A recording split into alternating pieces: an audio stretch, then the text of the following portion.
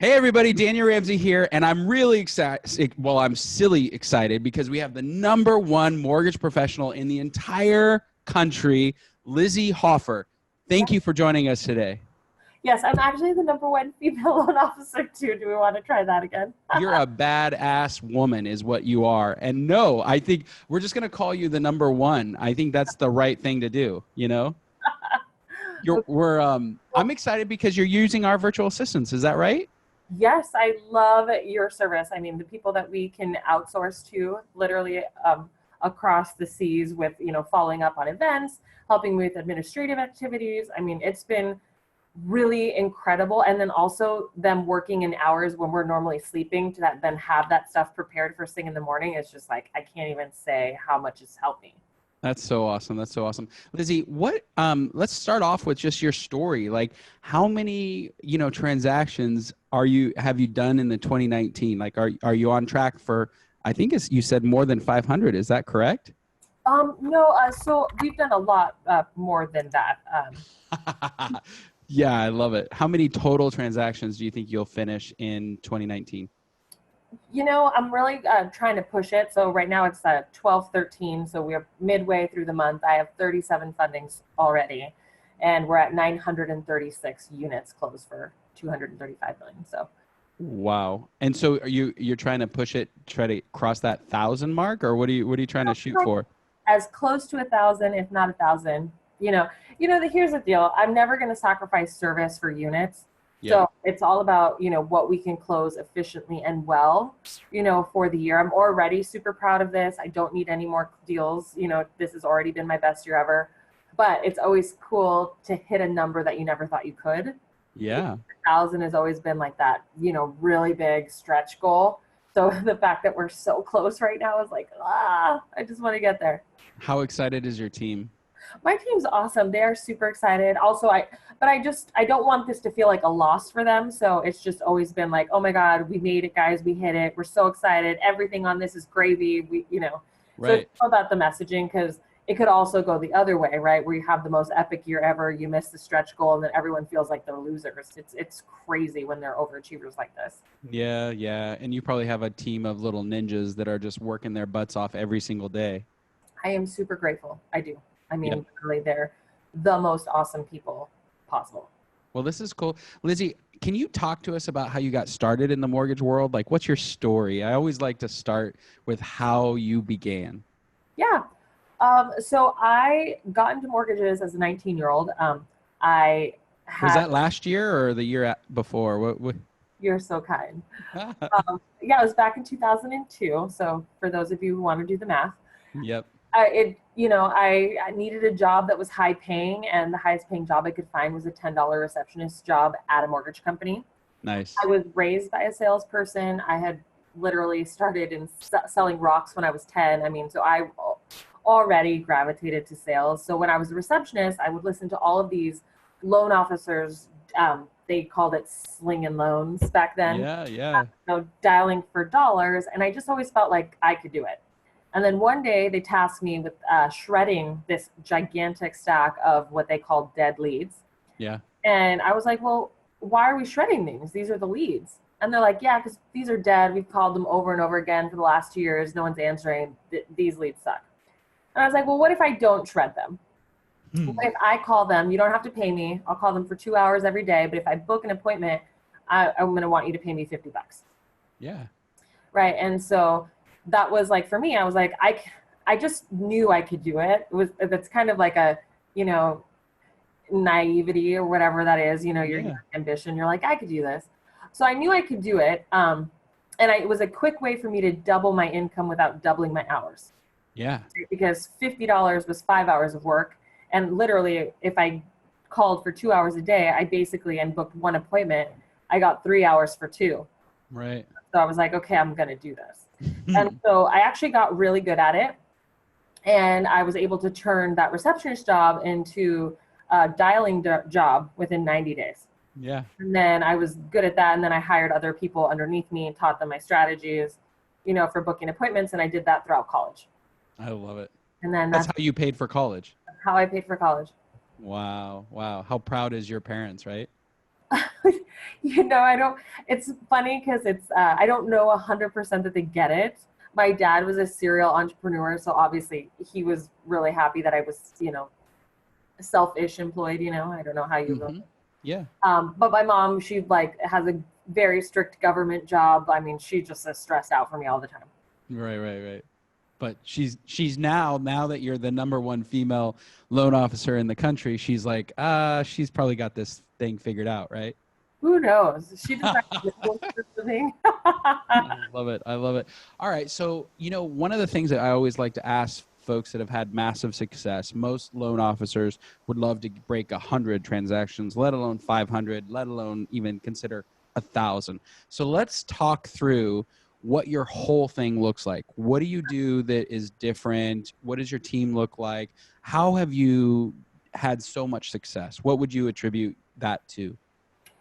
So the biggest thing is doing the activities, right? So it's all a math problem if you can figure out your conversion and pull through rates. So for me, tracking has always been a very big part of the job. I learned early on that tracking the numbers was the key to figuring out how to scale. Yep. And so I did that first with the Buffini program, then I did Building Champions, and then I graduated to the core. And I've done that for a long time. And so it was all about just knowing if I did this many activities, it would yield this on average in terms of leads. And then I had to be at X conversion to hit my goals, right? So every year I've just kind of worked out the math. That way, for me, tracking activities was really crucial because it also allowed me to figure out where I actually excelled in prospecting. Right. So I am good at calling cold leads. I'm good at circle prospecting. I'm good at things like that, but I'm actually not really great at calling people that I know or like bugging people like that could get like potential referral partners. Like if Sure. I'm calling you to sell you a deal, I could do it all day long, right? If I know that I'm calling to let you know about an open house listing, I could do it all day long. But if I'm calling you to try to sell you on the phone for why you should do business with me, I'm actually not that great. Okay. So I realized that cold calling for referral partners was not my thing. I wasn't converting very well. I mean, that is a numbers game too. But I did find that when I held a class and I was teaching things that I knew really well, which is like, how do you do metrics? How do you do business plan? Like, how do you do marketing plan? Like, if I could teach and provide value, it was an easy way for me to sell. Nice. Right. And if I knew what I was calling about or what I was doing, I can do it all day, every day. Right. That was really helpful for me because then I switched my prospecting activities to mostly face-to-face interactions. And so, for me, prospecting looks like, 33 face-to-face conversations a week, however that happens. And then I'll probably do anywhere between like 40 to 60 like dials a week too. Okay, hold on. There's so much in what you just said. So number one, you had a coach. Like you realized early on that you needed a coach. Is that correct? 100%. And do you still have one? I am still coached. I just finished my last semester at the core. The core was the best coaching program I've by far been a part of. I mean, tactically, I learned so many things. The only reason I decided to differ off is because like my goals now have changed a little bit. Yep. Like I'm proud of doing 900 loans. I don't necessarily want to grow in that aspect of my business. I'd like to, I'd like to do some other things. So you're looking for a new coach for a new chapter of your career. So I joined a high-level entrepreneurial mastermind this last year. So it's called For the Love of Money. It's very time-consuming. It's on just like global business strategies. I feel like I have, and you can always learn more. So I don't ever want to sound like I'm not willing to learn. Like I'm so open to learning things, but I feel like I've maxed out or at least burnt out on what I can do prospecting wise. Yep. You know what I mean? And like, for me, it isn't always just now at this level, it's not about more loans.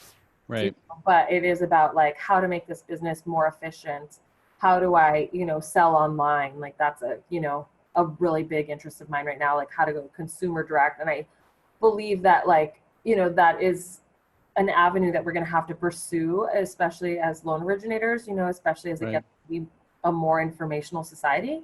So I just think that those things are interesting me now. And I needed to go to a place where people were actually doing that at a very, very high level in order to pursue that next leg of my career. I love it. The other thing that you said is that you are on 33 face-to-face conversations every single week. Is that how long have you been doing that many or more and tracking that? Like what do you think? The last 6 years. Okay, so you've never strayed from that. It's 33 every week all the time. I just know that that's the magic number to get 80 leads.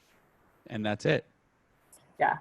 I love it. And you teach your team that, I'm assuming, too. Everybody in your organization is doing a very similar activity. I run a branch, so I have some loan officers who, I definitely coach. I coach them on their areas of strength. So some of them will never do a face-to-face because it's just not their style, Yeah. but val for dollars all day long. So, Got it. teaching them, value propositions, what I would say, what I would do differently, Mhm. because even though I don't, it's not my highest converting metric, you know what I mean? I still could call pretty well, you know what I mean? Yeah, yeah. But so I just kind of coach them and hold them accountable to doing numbers that'll yield them the results that they're looking for. Yeah, but I think what's cool is, I mean, as I listen to you, what's unique about your, success, and probably it's not unique at all, is that you're very focused on the numbers. Like, and not very many people, everybody wants to be very successful, but not very many people are as hyper focused on numbers, activities like you. How did you get to that space? Well, I was raised by a rocket scientist, so there's honestly, when I first started getting into the business and sales, I just sucked. I was really good at like cold calling, and I could not sell a loan to save my life. It was like super weird. And so I was like, okay, well, I need some actual structure here. And the training that you get in the real estate and mortgage space when it comes to companies is like slim to none. Right. Like, here's how to use Encompass, or here's how to use MyKey, or whatever the system is to use, right? And like, that's the training. They don't go, here's how you make a sales call, and Right. here's what your schedule should look like, and here's what you should say. Like, there's zero of that unless you go to Quicken Home Loans. And then in that regard, they're teaching you one aspect of it, right? So you never leave, right? So Right. then all you never know how to do is script. You don't know how to be a good technician. And I just, for me, it's like, well, after I was the dialer, I became a loan processor and a loan officer assistant. So I just had a ton of operational experience before I became a loan officer in 2008. But I just knew early on I needed structure and I needed to know what to do in the day. And that's when I got into coaching, and coaching was like, you got to know the numbers. Right. And that's how it happened. Talk to us about what you've learned in terms of team building over the last 10, 11 years as you've built your organization. What are the appropriate things when you're new, when you're kind of growing, and then for somebody who's in your space, what does the team look like? So there's many different ways to formulate a very successful mortgage team. Yep. So people who have junior loan officers that they coach and mentor. There's people that do the core model where they have like a LP1 and an LP2. LP1s call leads, LP2s take it through contract to close. For me, I run a core-like model. I'm the only person that originates the leads for the Lizy Hoeffer team. Okay, so I I'm gotcha. the only person that's out in real estate offices, teaching classes, doing things. I have an assembly line of things. So like, I have people who take a lead, run to you, follow up on a needs list. Then I have people who actually pre-approve a file. And Yep. then my processors actually act as like the contract to close. So they'll call and update all the clients every single Tuesday, send out weekly updates on their loans via email, right? So I have everybody feels like they're a part of sales, Mm-hmm. right? So that's like really my goal, is that everybody feels like they're part of sales. So Because you own a sales organization. Like your product is loans, but really all you do is sell stuff. yeah, and my processors are also responsible, honestly, for getting current clients to send us deals, Right. and stuff like that. So it's like hard to say because, there's a lot of, unfortunately, in this space, and I don't know if it's just in mortgages or real estate, there's so many weird haters out there. They're like, oh, well, she doesn't really do this, or she doesn't do that, or she buys all of her leads. Like, I do a variety of things. I get a lot of leads from real estate agents. We partner a lot on Boomtown. I have a huge referral database from past clients, right, and social media. Yep. I mean, I'm in everything. Like, my big thing is to close a lot of deals. However I get there is however I get there. It's really hard no matter what you do. What are your three favorite lead sources, or your top three that you really kind of think have been great for your business over time? So real estate education has been super huge. So I coach real estate agents and loan officers around the country, Yep. right? So real estate, like loan officers throughout the country and different cities in Arizona have attributed to a large percentage of the deals I close. Yeah. So and real estate agents have been huge. So I love education. I, you know, a database management, I teach money principles to my Mm-hmm. past clients, so that they can make better home investments, that they can invest in real estate in the future or other things. Yep. That's always been a huge driver for me. And I mean, I love cold sales. I mean, I'm just always going to love it. It's my roots. Yeah. So you're always pounding the phone. I mean, I love call nights with realtors. I mean, like we'll get, all of the leads that we've been buying together and pound them out. And my goal is always to beat everyone in being a person. I mean, it's just like who I am as a person. I just like it. Yeah, I love it. I love it. We're going to talk about tools now, and you have kind of a special gift that you're going to give out to our folks, which is always awesome. Lizy, what are you giving to our folks, or what are you sharing with them about being successful? Well, a couple things, right? So is this like where I can talk about overnight success, guys? That was my tee up. I don't know if you got it or not, but that was my tee up. So I actually developed a prospecting journal called Overnight Success.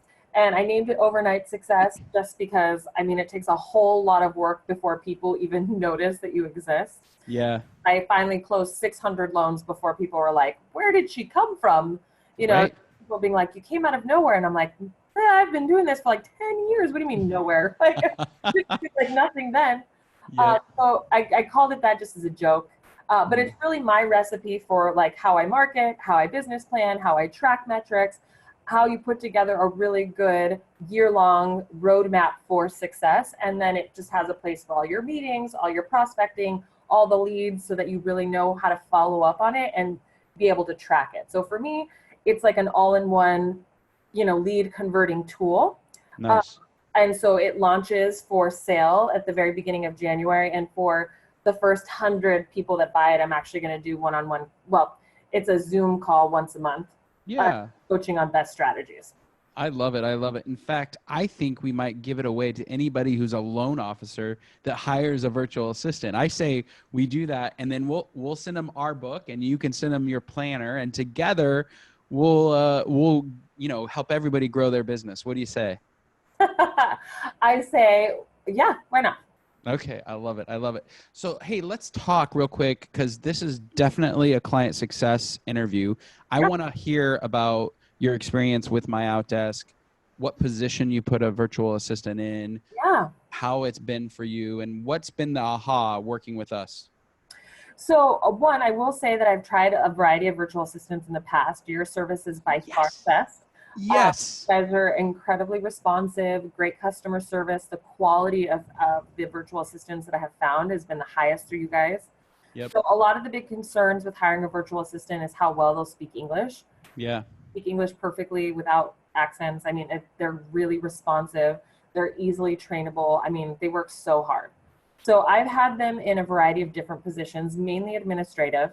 Yep. So I've had them helping me with graphic design work, marketing, editing, doing that kind of thing, helping with Excel spreadsheets when it comes to like our CRM or things of that nature, right? Tracking, basically tracking leads, tracking calls, tracking all the activities. Doing reporting and stuff like that. So that's been super huge.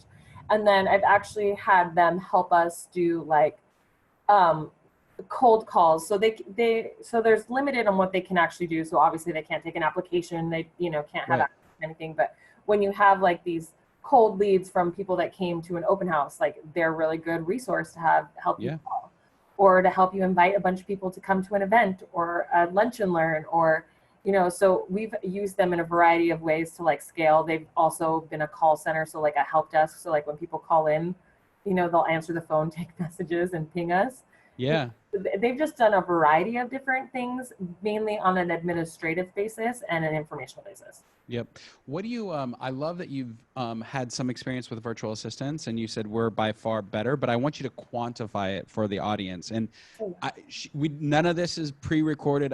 She didn't know I was asking this question, but I'm just kind of curious as a loan officer, you know, the other option versus MyOutDesk, what's been the delta? Is it 25%? Is it 100% Oh my, better? night and day. So I hired an integrator for my team because I was trying to launch a project with our Salesforce. And I was like, I really need this extra help. I need to get these people hired. And he's like, well, let's go the virtual assistant route. And I was like, no, I don't even want to try this. I've already done this. You know, it's really frustrating. They don't understand us. It's a lot of back and forth. And honestly, I just feel super frustrated. Right. And so I was completely opposed to it because the experiences that I had before were just so difficult to work with, to manage. Like, you know, they wouldn't abide by, like, I mean, sometimes it's a 9-hour time difference. So like we would have people making phone calls at 12 in the morning and you're just like, what are you doing? Yeah. Or just, So it just didn't work is what you're saying. It just didn't work and it cost you money and you would never do it. yeah. And so that's kind of what my standpoint was. And then Justin, who had used you guys for an Infusionsoft project, was like, well, no, let's try this. Like, I promise you, you'll love it. Yeah. My very first virtual assistant is like the sister to the one that he had. Yep. And she's awesome. I mean, and super receptive, very coachable. I mean, speaks perfect English, attends all of our team meetings. Like, she's just like part of the team. Like, we love her. Right. And that is night and day compared to what you experience with the other companies. Yeah, like I couldn't even compare. Like, it's not the same service at all. I love it. I love it. Okay. Well, what advice would you give somebody who is considering hiring virtual assistants as a loan officer?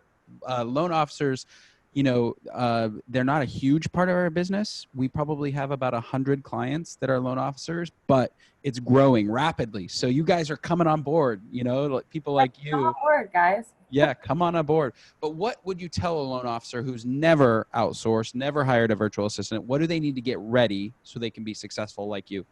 So one thing is you're going to have a plan, an actual detailed job description with measurable success items, right? So one of the things that we did wrong the very first time is that I gave them a script, asked them to call a bunch of real estate agents to book an event for us, and like didn't lay down this is what you say, this is what you say when they say this is what you do. It was just like one script because I figured that they would just figure it out, you know, based on communication skills. Right. And I was just like no measurables for what determines success. So now it's like when we get, because now I've hired 3, so I have 3 virtual assistants. It's, hey, this is what you do on day 1. These are the scripts. I have somebody who actually spends time to train them. You know, I just hired a trainer specifically to teach them on some different things. So I invest in them just like I invest in an employee that's with me. They're just virtual. And so I don't treat them any different. I think the biggest mistake I made the first time was just thinking that I could give them like crappy instructions with no direction really. Like it wasn't like what I would do if somebody was sitting in front of me. Right. Right. So did you have to, we're on a Zoom call right now. So did you have to implement like some sort of video chat or phone system, or how did you do all that? Video meetings is what we do. Yep. A bunch of video meetings. So we'll send them an agenda for what we're going over, what the details are of the new process that I'll have my trainer meet with them on a daily basis to go over the things so that we know that they're getting it. Yep. And then it'll be 2 weeks of like, you know, training before we set them loose. And then it's like management after that. And then after 30 days, they should be ready to go. Right. So is it typically 2 or 3 weeks of training, 30 days of actually doing the job, and then you have a sense of whether or not they'll be successful? Is that kind of the time frame?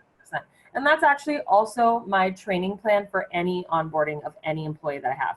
Right. So we just don't treat them any differently than we would somebody that's sitting with us. I think that's like the hugest mistake. And I'm not 100% sure why I took that approach the first time, because it makes no sense now that I say it out loud, but it just is what we did. Yeah. Well, it's normal. I mean, we hear that all the time, and we always, that's why we have folks like you on the call, and that you say it, and then people are like, oh, well, if Lizy said it, then, it's got to be the case, Everyone's just got to listen to Lizy. Yeah, listen to Lizy. That should be a whole podcast series right there. Listen to Lizy. Too funny. Okay, so cool. What would it be like if you couldn't hire virtual assistants from us? Like, what would be your alternative? What does that look like? I probably wouldn't go the virtual assistant route. Like, just be honest. I Okay. never had luck with it prior to this, and we literally tried it more than one time.